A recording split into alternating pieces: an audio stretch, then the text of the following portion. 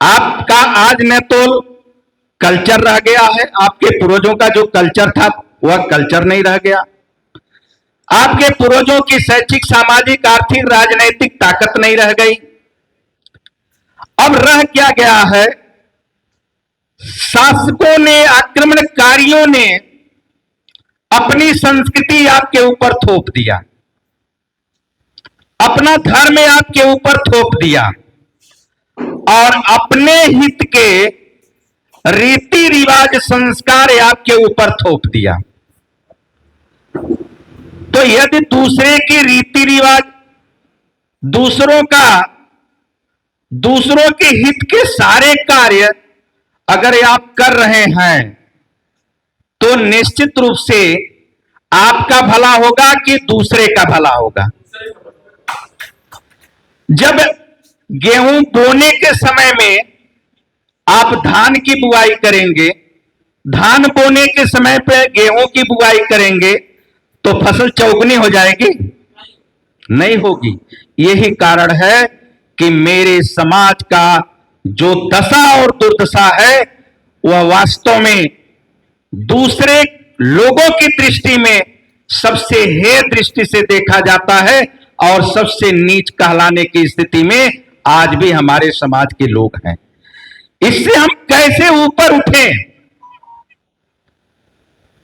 अभी हमारे बीच में आदरणीय दयाराम एडवोकेट साहब ने ट्रैक तो बहुत टाप पकड़ा था, धन्यवाद है उनको कि उन्होंने विचारधारा की बात किया।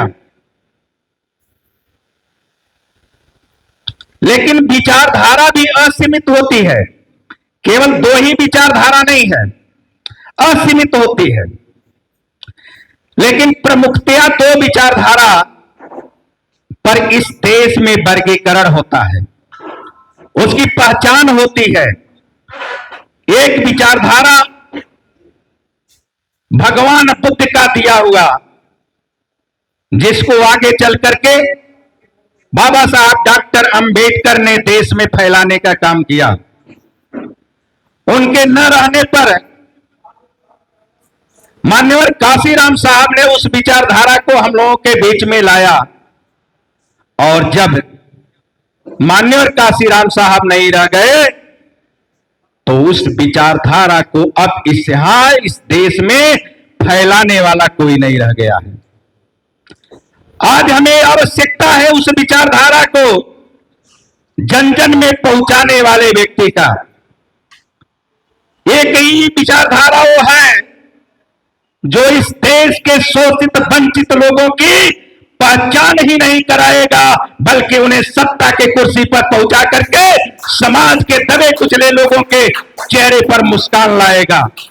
केवल वो एक विचारधारा है और उस विचारधारा को आगे लाने में मोस्ट कल्याण संस्थान जिस तरह से अग्रसर है, मैं धन्यवाद देना चाहता हूं मोस्ट कल्याण संस्थान के संस्थापक सदस्यों को, उनके डायरेक्टर को और उस संस्था को सहयोग करने वाले लोगों को कि आप लोगों ने एक सही दिशा में समाज को संदेश दे करके, समाज को एक सही दिशा में ले जा करके समाज के चेहरे पर मुस्कान लाने के लिए काम कर रहे हैं।